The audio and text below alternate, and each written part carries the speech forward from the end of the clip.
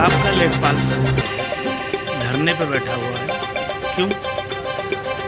हम बताना चाहेंगे कि जिला प्रशासन द्वारा पिछले 3 साल में 3 कार्यवृत्ति हमारी समस्याओं को लेकर जारी किया गया है और उन कार्यवृत्ति पर तहसील के अधिकारियों द्वारा कोई अनुपालन नहीं किया।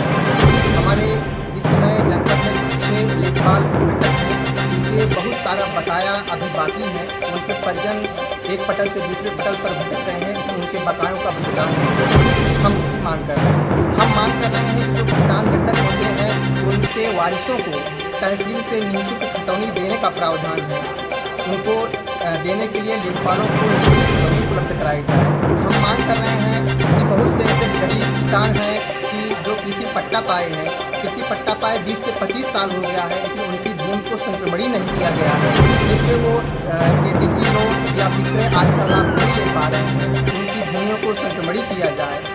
हमारे कुछ वरिष्ठ साथी ऐसे हैं जिनकी एसीटी 2 साल 3 साल पहले लग जानी चाहिए थी, लेकिन अभी तक नहीं लगी है। हम उसकी मांग कर रहे हैं। इसी तरह जनपद में बाढ़ राहत में लेखपालों के द्वारा जन जन तक शासन की योजनाओं को पहुंचाया गया, राशन किट पहुंचाया गया और कृषि निवेश में लेखपालों को लाभ पहुंचाने के बाद उसी का कारण दिखाकर हमारे लेखपाल को निलंबित कर दिया गया।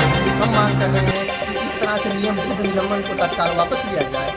तहसील नौगढ़ में हमारे लेखपाल शिवशंकर को घरौनी प्रपत्र 5 में आबादी की खाली पड़ी भूमि को हाट के नाम से दर्ज कर दिया गया। सार्वजनिक हित में काम करने के बाद भी हमारे लेखपाल को निलंबित कर दिया गया है, जबकि वह निर्दोष है। इन्हीं सब मुद्दों को लेकर के आज जनपद के समस्त लेखपाल धरना प्रदर्शन कर रहे हैं कि शासन हमारी समस्याओं को सुने और उस पर विचार करे।